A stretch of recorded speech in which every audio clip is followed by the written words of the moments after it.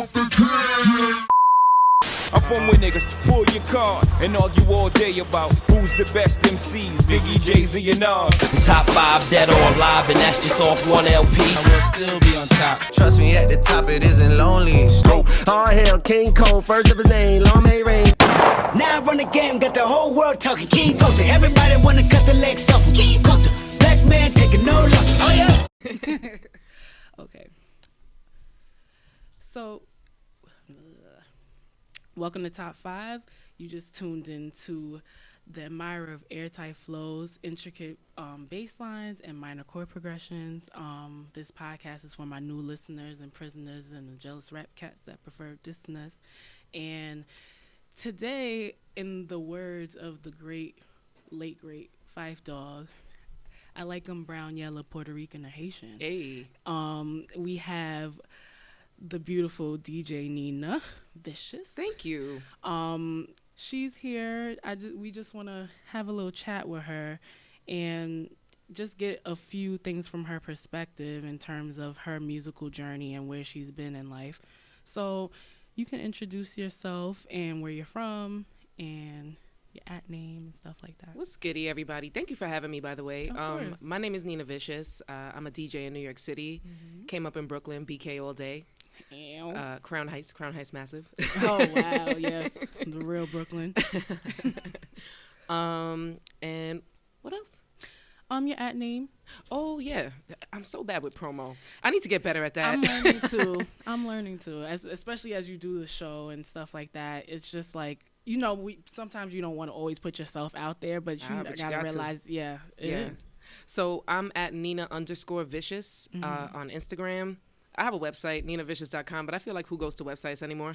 Yeah, it depends. I feel like if you need something from someone, then you could go to their website. But if you have their Instagram, then that's their website. Gives you everything you need. Yeah. So you say you grew up in Crown Heights, and like I said in the beginning, that you're Puerto Rican and Haitian. Mm-hmm. So which parts, is your maternal side Puerto Rican? Or? My mom's Puerto Rican. My father's Haitian. I have a real close connection with my father's side of the family, even my mom, who's Puerto Rican. We mostly chill with my father's side of the family. But she's like stone cold Puerto Rican, like New Yorican. Wow. She came up in Fort Greene, like in the 40s. Wow. I'm dating myself. No. It's okay. It's weird. But yeah, so like she's New Yorican to the core. So like I have a pretty good connection to both sides. Mm-hmm. So you speak Creole and you speak Spanish? Child. I don't speak neither. Oh, really? No. Oh, I'm surprised. But most people are. No, but I mean, I feel like people who grow up in New York, it's a 50-50 chance too, because I feel like if your parents directly came from those places, right, they kind of want you to have, depending on what year they came, they kind of want you to have that American experience, and they don't necessarily, I guess in our minority communities, it's not always like we pass down our culture inherently, but it's not always like they kind of want you to be like, okay, I want you to live this American dream, so like I'm teaching you English. But then I feel like, do you like know any like little words or like you can understand the conversation? Yeah, I have like an intermediate level understanding of Spanish, and I know like certain keywords in Creole, but it also, like, most of the words that I know in Creole, my family always jokes came from like when my father was having a temper tantrum. Oh my God. And he would say words that I can't repeat, and I'm just like, I'm not gonna say those words. So really, I don't know Creole because I'm not gonna say those words. But it's like all in good fun. But I do have an intermediate level knowledge of Spanish because I used to be an altar girl, and I used to. Oh wow. Oh wait, so you grew up Catholic? I did. Christian? Okay. Yeah. So. I was an altar girl, and my mom always went to Spanish mass, so I picked up a lot. I used to hang out with her and the Rosary ladies when I was a little girl. You know, sorry. I know. Thank you. I appreciate that. I don't hang out with the Rosary ladies no more. Oh yeah, I hear you. Especially being in the clubs, you can't not necessarily. You know, I'm living a secular lifestyle. No, I hear you. But so, what were your main like musical influences growing up in that cultured household? Well, it's interesting because even though I don't have the language, music, especially music from my cultures, was a big part of my childhood. So when I was a little girl, I want to say around 9 or 10, my parents enrolled me in a program with a group called Los Pleneros de la 21. And that was a group that specialized in a style of Afro-Puerto Rican music and dance called Bomba y Plena. And so it's basically the African music, or I guess the most African music, because salsa has African influences and reggaeton has African influences. But that is like the most African style of music on the island. And so I came up listening to and performing that style of music when I was a child. Wow. So that was a big part of my childhood. And also, I used to go to a lot of Haitian parties, especially being in Crown Heights. Oh, compa. Yes. I love some compas. So I love the compa parties, and compa is like kind of, I feel like it's about to become a little bit more mainstream. Oh, definitely. Than it was, because I'm noticing way more people talking about it than before. Yeah, we had a guest on the show. Like, a lot of the guests that I have happen to be, like, obviously from Caribbean, because New York is so integrated in terms of different cultures. But we've definitely predicted that, because, you know, like how the rise of Afrobeat has been. Like, I think Afrobeat, it's about to hit its climax in terms of the style and mainstream.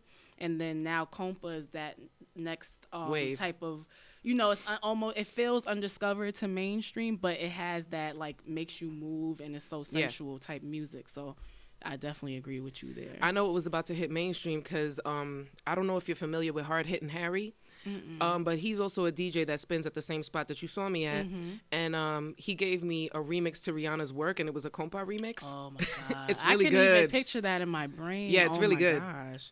Yeah. So in terms, like, who were you like, not to be like, you know, stereotypical, but like, did you like Celia Cruz, or like did you listen to like the old school type of salsa, merengue, and all these types of styles of music, or like was it just like that was secular music to you? No, I loved all of the old school salsa artists. I specifically love Fania artists. So Fania was a record label. If you don't know, maybe you do.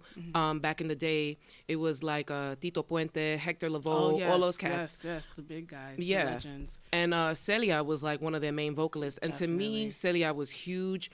Not only because her discography is amazing.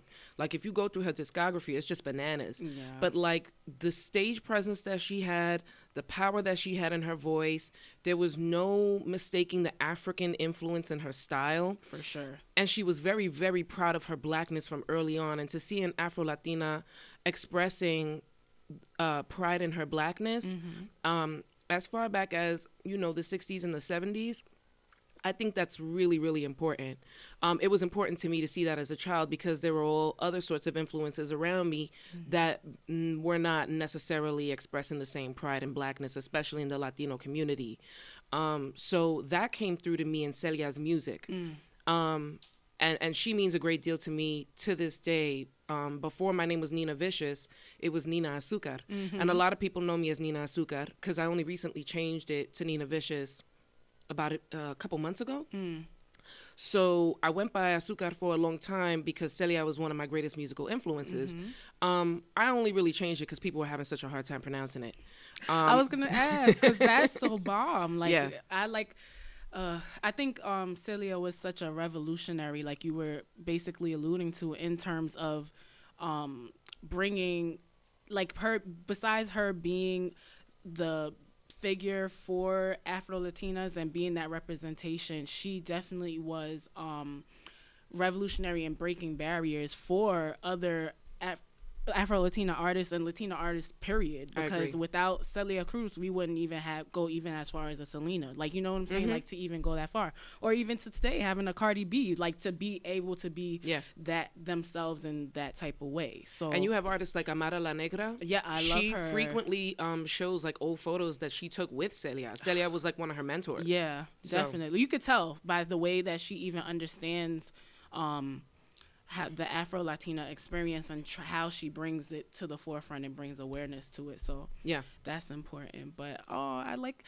Nina Vicious though. I think that's like a little like rebel. Is like it gives you like that like I was like, I'm not sweet no more. Yeah, like I'm vicious. So like, oh, and then like Vicious, like, yeah, no, I'm not here to play with y'all niggas type shit. Right. But so I saw that you have a master's in classical voice and education. So, do you sing? I haven't sung in well over a decade. It's something I want to get back into just for recreational purposes. I specifically specialize in classical voice, which is opera, basically. Yep. And I was classically trained for a very long time. I performed that style for a very long time. I started very young because I went to LaGuardia. And so that's where I started to learn. And then I just took it into college. But after a while, I realized that that wasn't really where I wanted to build a career because it didn't allow me enough creative freedom. You're basically, I mean, this is going to sound bad, but it's the truth. You're basically singing the same songs from the same dead white guys, like, that doesn't sound bad to me. Ad nauseum, like, for the rest of your career. And I was just like, I just need a little more variety. Yeah, and I think, like, I mean, I've taken 1,000 music classes, and you definitely just learn about the Beethovens and the Bachs and the Mozarts, and then you learn about all the same Italian plays and musicals and stuff like that. So that's why I was interested to know what made you go into classical music and what piqued your interest there, because that's not often what you hear from anybody that's black or black and Latina. Like, so what was your frame of mind going into it? It was totally by mistake. I actually, as a child, I loved all styles of music, and I was really raised, you know, my parents introduced me to Puerto Rican music and Haitian music, but I was a hip hop head. And I was happy to stay a hip hop head. But when I got accepted to LaGuardia, they introduce you immediately to classical music, and they start training you classically right away, and that's just a part of the curriculum. And I had listened to a couple of classical pieces before, and just because I was curious, and I really liked them, but it wasn't something I ever saw myself doing professionally. However, it turned out I was really good at it. And I also felt that singing, you get a physical release. It's very satisfying. It's very rewarding. And so I just became hooked on it. And then I just continued with it in college because I really wasn't sure what else I wanted to do other than music. And at the time, I thought it was just like me not knowing what I needed to do with my life, especially coming from a Caribbean background. If the only thing you're interested in doing is music, you're thinking to yourself, like, what's wrong with me? Right. And especially because it's like, okay, we're here, we want you to have an education, and it's like, okay, music is a hobby. Like, now I think in this era is more like, okay, you can actually do things with your passion and you can monetize it. Before it was more like, okay, you have your day job and then you do something on the side that if you like to do it too much. Like, if you like to do it too much, then it's not a job. And that's exactly what happened. I think my family, especially, they thought it was just a hobby. And then when they saw me taking it seriously, they were like, uh-oh. But they see I'm serious about it now, so. So, what made you get into DJing? Well, after I got my master's in classical voice, and I realized I didn't want to be in that industry, I had no idea what I wanted to do with my life. So a friend of mine told me about the Teaching Fellows program, and I just signed up just to do it so I could have a job. And I ended up in the Department of Education, teaching for the Department of Education for 8 years. But in that time, I was also a party girl. I mean, as anybody in college is. Right. And in the summers, teachers get summer vacation. So especially in the summer, I used to go to all the good parties. I was always at the Rub and a bunch of other parties. And a friend of mine was just like, yo, you are constantly studying the DJs. And she was like, and your knowledge of music is so extensive, and like you're really into DJing. And I always noticed that you're like analyzing them and saying like, if that was me, I might not have done that, or that was an amazing mix. That's me. Oh my God. Right? So, you know, when you start thinking in those terms when you're at a party, rather than just wilding out, you know what I mean? It's me. Oh my God. I identify with this so much. I'm listening to you. Go ahead. Yeah. So she was like, I really think you need to take a DJ class. So she was friends with a DJ called DP1, and he's an amazing DJ. He's one of my favorite DJs and one of my mentors to this day. Shout to him. Yeah. And she was like, you should go to Scratch. So Scratch is one of a few DJ schools in New York City. And so I went and I took a class at Scratch. I took 2 classes. And after the second class, the lead instructor was just like, you need to be in clubs already. Wow. And I was just like, okay, this is a sign, because I was really missing music in my life when I was teaching. I love Nina's for the children. So what was your concentration when you were doing education? I was teaching elementary school, and I was a special education teacher. So that was my specialty. And I really got a lot out of teaching students with special needs. I was very passionate about it. There's a lot about the system, the Department of Education, that I'm not into. So broken. And I'm here for all the teachers who are about to go on strike, and I'm here for whatever type of reform that needs to take place in order for the kids to get what they need.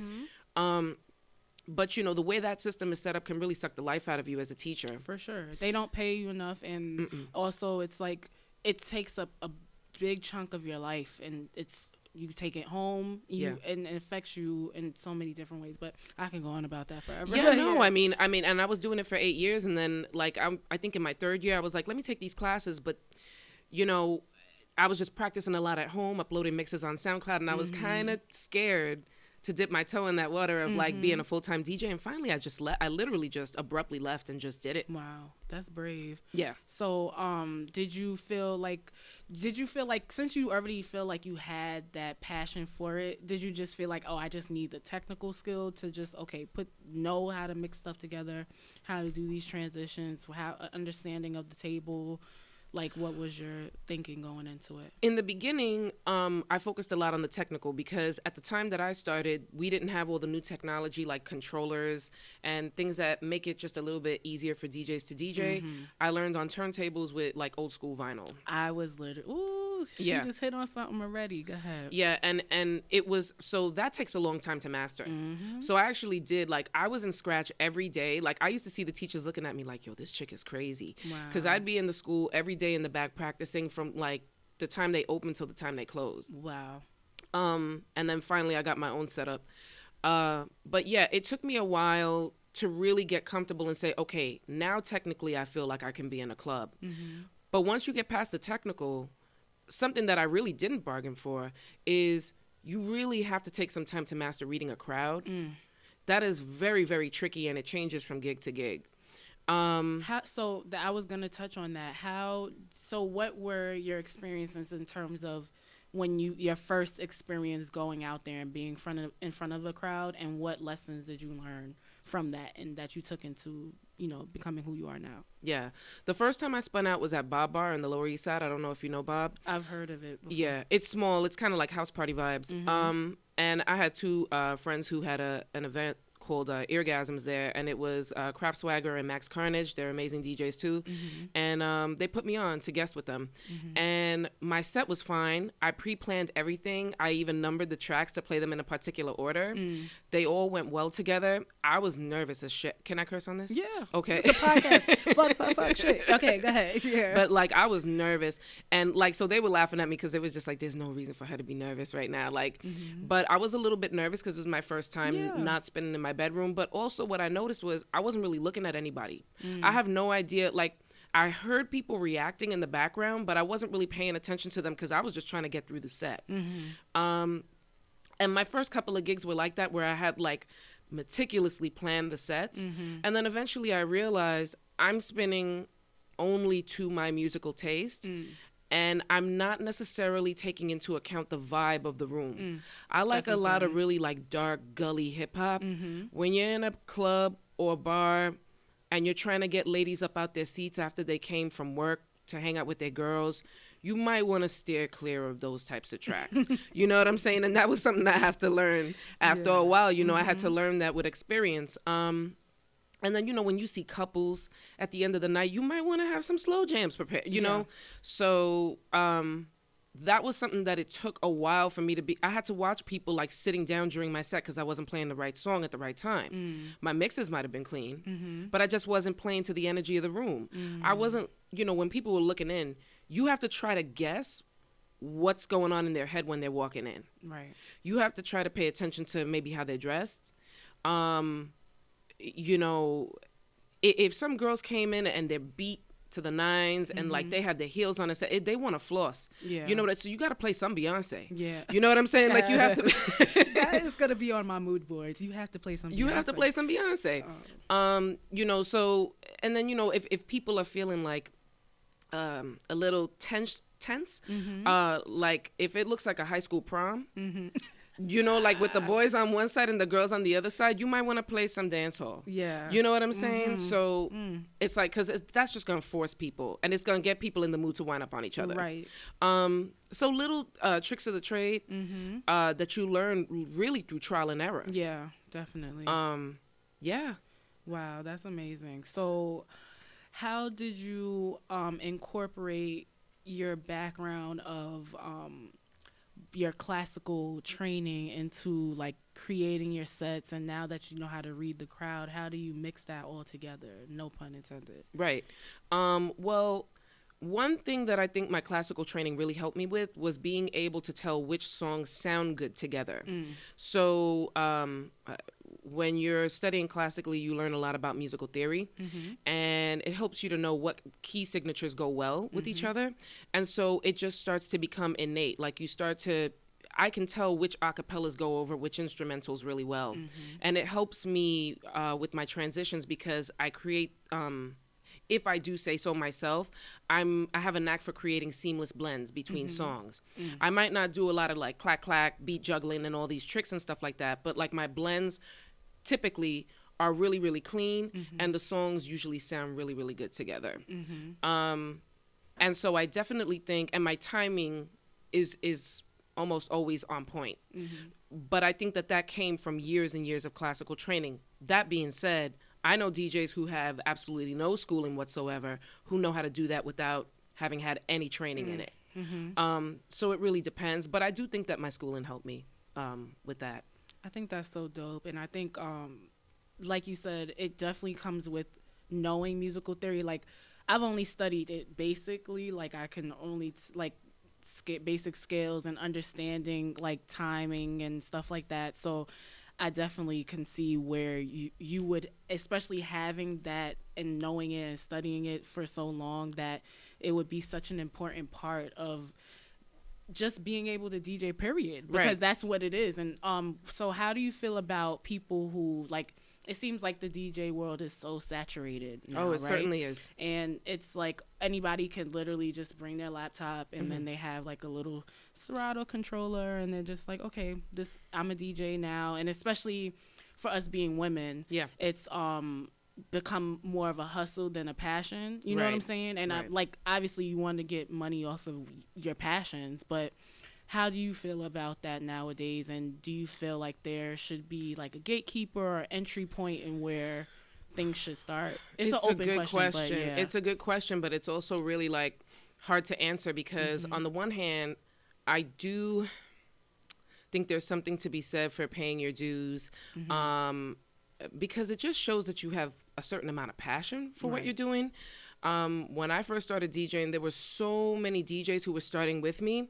After a while, when they saw the amount of hustle that it took, when they saw the amount of dedication that it took, in terms of just like the amount of time that you have to spend practicing, the amount of people that you have to appeal to on the business tip, sometimes the amount of people who try to shortchange you for the job that you're doing, they didn't last very long in the industry, because they were only doing it because they wanted to gain some type of recognition. They wanted to boost their followers on social media, etc. But, and so when I see DJs like that, I'm just like, well, I guess you'll be rocking out with me for like a year or two, you know? And so usually the DJs who are really serious about it, I feel like they stand the test of time. But, you know, then at the same time, it's hard, because I'm not the type of DJ, if I see somebody spinning on a controller, I'm like, you don't know what you're doing. You know what I mean? And so I do think it's a fine line, because I know OGs who are just like, this DJ's trash. And I'm just like, well, is it just because the DJ's young and they're spinning on something that's not turntables? Right. You know, so I think what the tensions that I see in the DJ community is very similar to the tensions you see in the hip hop community. And a lot of it is generational. Yeah. A lot of it is people not wanting to get left in the dust, so they find anything to complain about with the youth. But then by the same token, you got the youth that's constantly looking back at the OGs like, you're washed, you need to step to the side so that we can take over, regardless of whether or not we even have the skill to do so. So it's kind of hard. You know, like I look at DJs who I know, I can tell that they're not really that serious about it. And I firmly believe that just time sort of just like filters out people who are not supposed to be in the game. Because you might be able to get over on one audience, two audience, three audiences, or even your friends. But once your friends get married and have kids and can't go to the club no more, you got to be able to spin for everybody. Yeah. You know what I'm saying? And if you can't do that over a long period of time, you're not really going to last in the industry. So I feel like time sort of just takes care of it. So I try not to worry about it too much.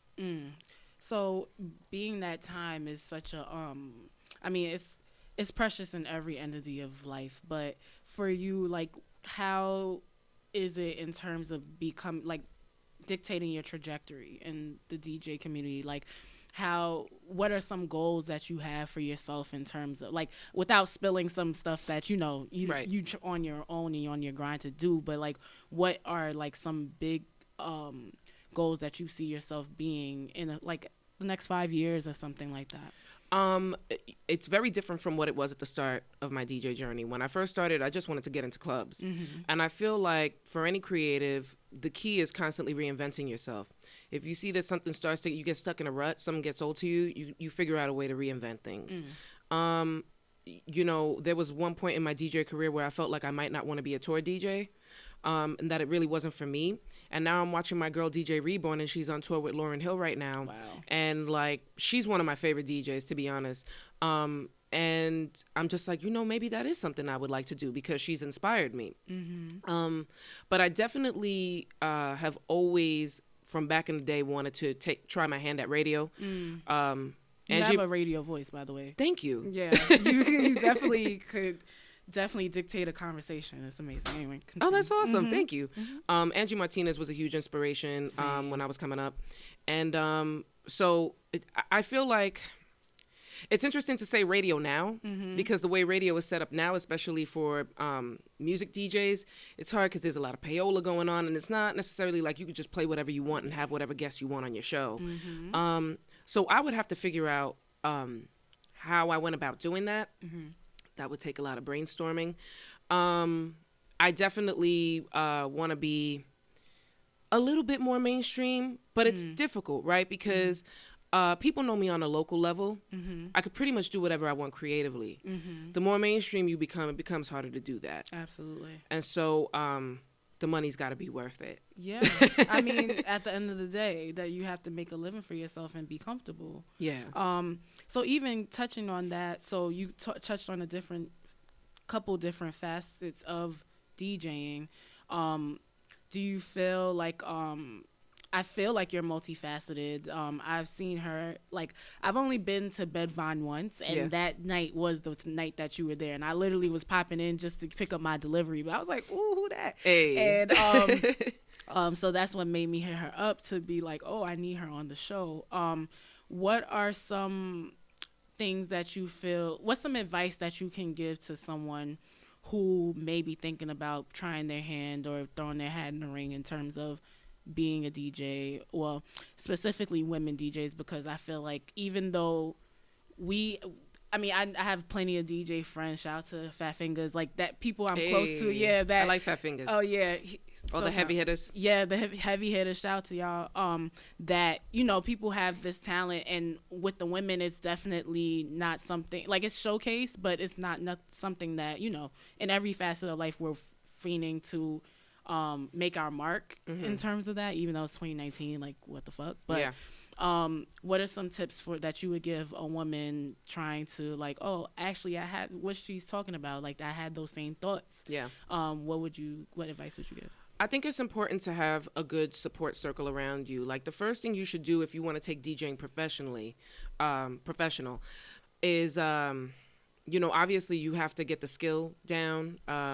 You got to practice. You got to make sure that you're legit.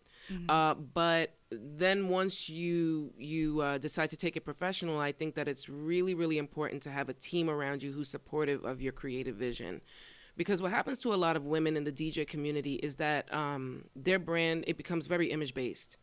And if you're not really trying to play that game necessarily, it can be very discouraging. I have a good network of women DJs around me who are very, very supportive, very, very encouraging, and who are proof positive of what what is possible when you stay true to who you are as a creative. A lot of women can get lost in, you know, put mad selfies up on Instagram. You know, you got to get like a beauty brand or a fashion brand behind you or something like that. And like, that's like the first thing that they think about. And for longevity's sake, I mean, if you want to talk about somebody who doesn't play into the game of like conventional beauty and has still had a career that is like iconic, I look at Missy Elliott as a huge inspiration. Absolutely, the queen. You know, and I mean, and beauty is subjective. She's gorgeous to me. She's beautiful. But she didn't play that game, and she was still able to make things happen for herself. There's this new artist, Chica, too. So, you know, for me, it's really, really important that I stay true to who I am as a creative and as an artist. And I think that for anybody who wants to become a DJ, especially if you're a woman, you have to be very, very clear about who you are, what your message is, what your creative vision is, and you have to be sort of unwavering. Obviously, it's good to take constructive feedback. It's good to have mentors telling you, hey, I get that you have this idea, but I think you need to edit it in this way or that way. It's good to take constructive feedback, but I think it's also important for women to be confident in what we already know we're trying to deliver. And it's easy to get lost in a sea of, it's a male-dominated field, so it's easy to get lost in the sea of men who have been dominating DJing for a long period of time. They tell you got to do X, Y, Z, and you're thinking, well, this is an established DJ, so obviously I have to do all of these things. It's not really important. And it's also a lot of the advice that a lot of these male DJs will give you is counterintuitive. I had a male DJ tell me that, like, if I really wanted to get booked frequently, I had to come to my gigs wearing like a certain type of dress, like show some skin, and I had to also wear heels. And I was just like, have you ever tried to do a 6-hour set in heels? Have you ever tried to stand in one spot in stilettos? And he was like, why are you trying to play me? No, but it's real. But, you know, I was just like, have you ever tried to do that? And do you think you would be able to spin as well as you would if you were physically comfortable behind the tables? Yeah. So it's just like little things like that. I feel like the biggest obstacle women have to face is like kind of weaseling their way through all of this quote unquote toxic masculinity that's in the industry. I hate using buzzwords like that. But I understand because it's so overused. It's a real thing. And, it is. And it's really the misogyny of it all in terms of like navigating and like having to deal with these microaggressions that, you know, like that men really just put on us. And it's just like you were just talking about, even you gotta show some skin, you gotta wear some, you know, or even like mansplaining. Yeah. Like that's a huge thing. Like the amount of times dudes have tried to give me advice about things that I already know.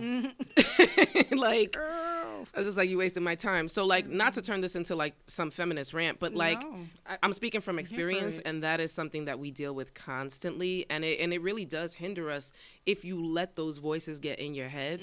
It can really discourage you.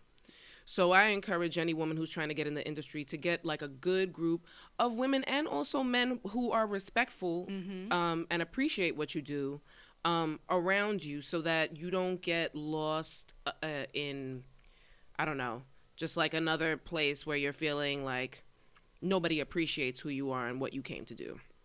So amazing advice. Yeah. But in contrast to that, let me read off the resume real quick. This girl, she was crowned Uptown's best DJ in 2016 by Cool DJ Red Alert. Hey. And she's and Stormin' Norman for the Uptown Art of the Music Battle. You know, she's been at the hottest parties in NYC. Currently, are you still at Toka Tuesdays? Yeah. Okay. I'm actually spending that Toka Tuesdays on my birthday, which is February 26th.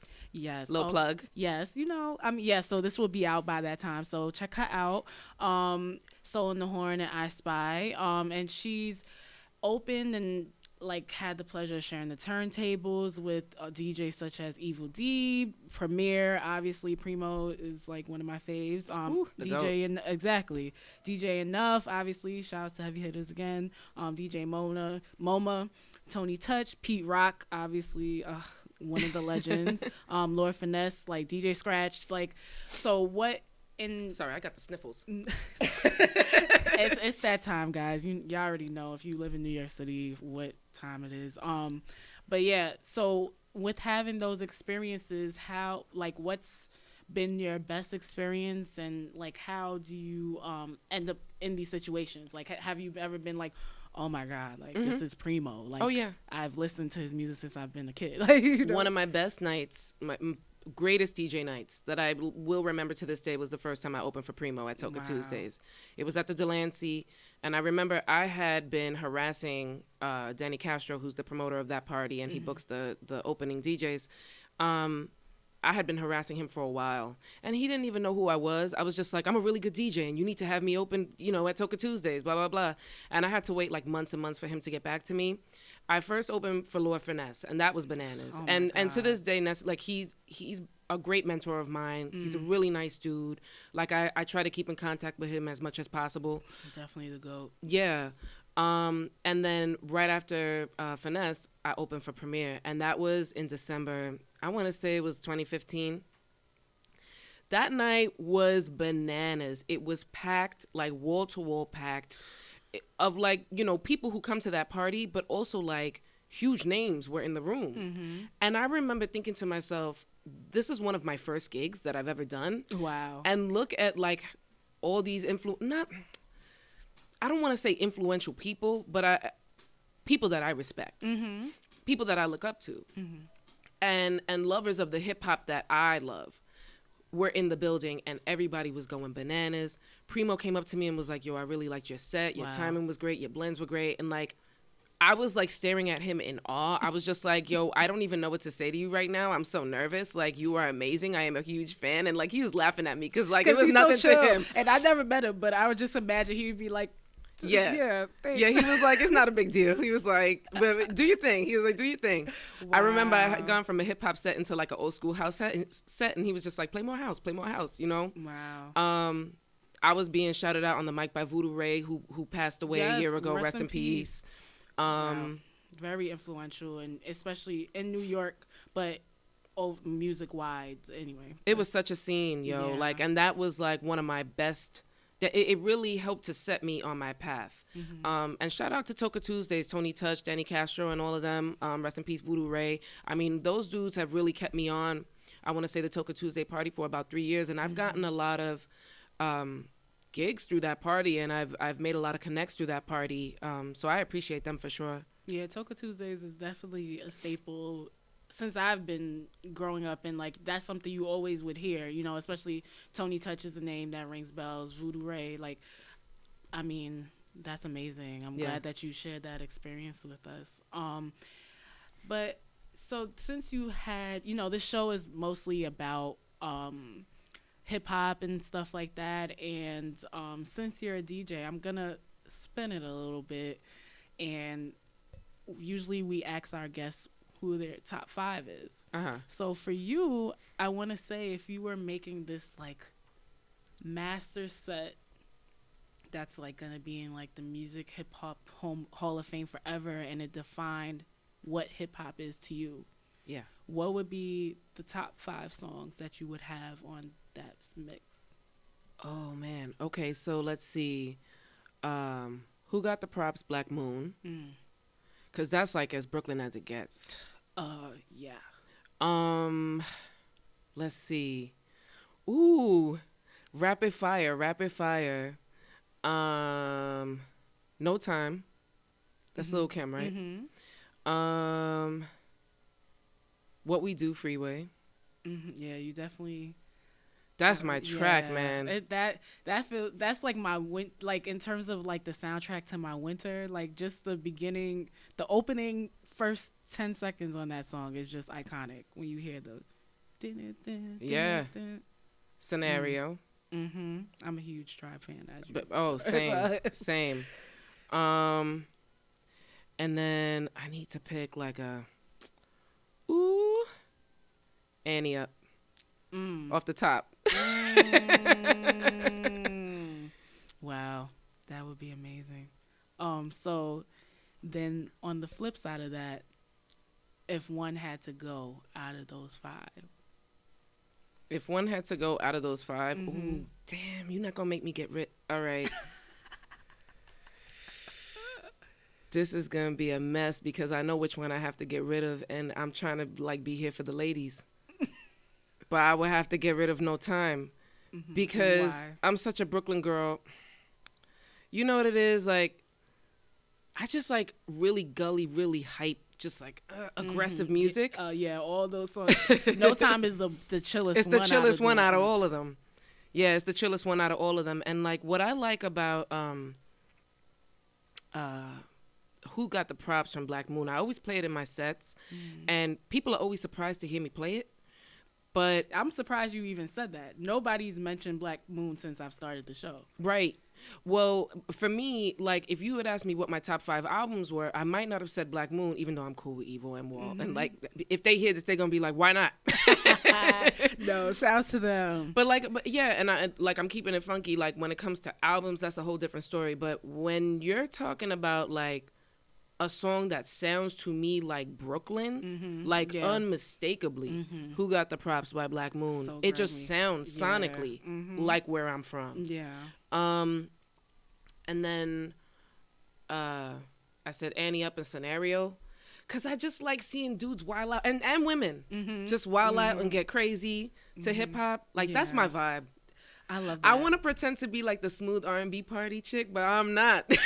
I think I love that you're the opposite of that. Right. Like, you know what I'm saying? Like, because I think as women, we're just all prompted to be like, oh, we like classy little slow jams and stuff like that. But listen, my favorite rap group tied is Unit and Tribe. So, like, I'm very, like, I'm gully as fuck. So I just want to like that is like the mix that you just said just now is like something that is probably in my iPod now. Like, you know what I'm saying? Like that those in that order. So Ooh, and I didn't put any woo in there, and I love me some woo. Oh God. Then I feel like all those all that you mentioned are definitely staples in New York hip hop and that sound. So I appreciate that you even brought that up. Yeah, that was fun. Yeah, that was dope though.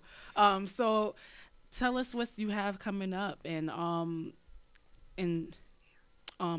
Tuesday. Okay, cool. So tonight, I mean Thursday. Sorry. Oh well, then no, you're gonna miss that one. It's okay. I'm gonna edit it. But Okay. Yeah. So yeah, definitely come check me out. I want to say the biggest party that I'm doing. By the time you hear this is February 26th. I'm gonna be at Toka.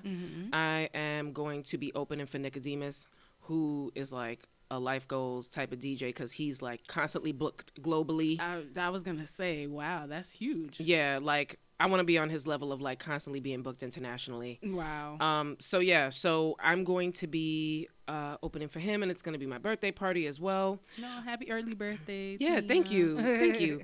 And then March 8th, I'm going to be at El Cortez. That's going to be my first time there, so come check it out. I don't know how I'm really going to like bill it. I don't know if I'm going to like make a party out of it or do like a cover or something. Like, you can keep up with me on Insta, and then like I'll just update you guys. Yeah, just But make those sure are you like the follow two her. biggest things that I'll be doing. Well, we can't wait to see and get to see some highlights. And just make sure you're following her Instagram at Nina_Vicious. Yep. Okay. And follow me at Zoe_Veranda and Top 5 by Zoe, just to keep up with everything that's going. And hopefully that we stay in contact. Of course. For the future. But this was a great episode. And Yes. I appreciate you coming and telling your story and being so transparent. And I really appreciate that. Thank you. I had a great time. This went by so fast. Yeah. Well, it was great. I think time flies when you're having fun. Of Not to course. be cliche, but it was. No, for great. real. But thank you. Thank you.